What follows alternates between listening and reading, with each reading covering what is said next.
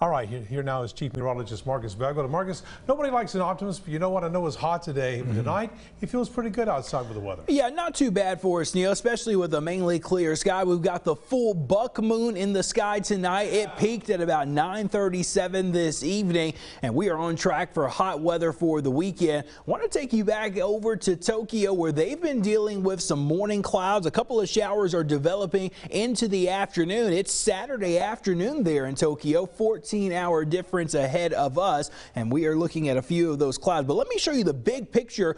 We are keeping an eye on a couple of typhoons in this region. The main one is approaching near Shanghai and China there. Notice a big swirl here. This typhoon, essentially a hurricane, is just named differently in this portion of the world. And there's also a developing storm that likely will become a typhoon in the next couple of days. I want to show you that one. Look at it here. There's the one approaching near Shanghai. A lot of rain associated with that, including the wind. But here's the one that's going to start to develop. The question is, how intense will it develop as we get into next week? Certainly looks like some impacts to the Summer Olympics in Tokyo will take place as early as Monday, but perhaps into Tuesday with showers and temperatures that have been close to 90 the last several days and will be that way through about Sunday. Will start to go down into next week. Those temperatures there forecasted to go back down into the 80s. So they'll get a break from the more intense heat because of clouds and some precipitation that may have some impacts on some games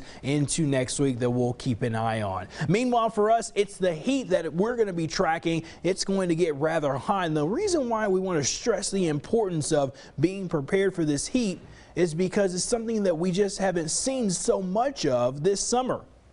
This afternoon, we reached the lower and some mid-90s, 90 Marshall, but Lufkin, Center, Palestine, Linden, all at 95 degrees today. And the heat index at times did make its way up to about 102 to 106, even slightly higher in our southern counties. Outside right now, as we mentioned, a mostly clear sky. We are in the 70s. Tomorrow will be a day to not just be by the pool, but having a way to cool off. We'll have some clouds through about midday, and then in the afternoon, more sunshine. We're talking about temperatures back to where they should be for this latter part of July, but it's the humidity that's going to generate the feels like temperature. That's going to be the greatest concern. Look at what it will feel like tomorrow afternoon. Notice the heat indices between about 100 to maybe as high as 108 or 109. This isn't for a very long time. This is probably about 1 to 2 hours in the afternoon, but this is still very intense heat. Now on Sunday with a lighter wind,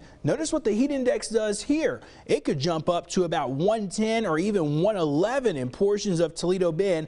Again, only about 1 to 2 hours, but the heat is going to be intense and it can catch you off guard. If you're not careful, hydrate up. That's going to be so key, and give yourself breaks when you are outside. We are also tracking that wave of Saharan dust. It has moved in today. The thickest of the dust is in our area tomorrow through about Sunday, and then that should begin to clear out into early next week. Hot, humid conditions, but for most areas staying shy of that 100-degree mark. Possible relief into next week with isolated rain chances. In Deep East Texas, those rain chances come up just a little bit more. By next Wednesday, you'll see that here on our southern counties forecast, but it's all about the heat, the Saharan dust, and hot weather this weekend. What a nightmare here.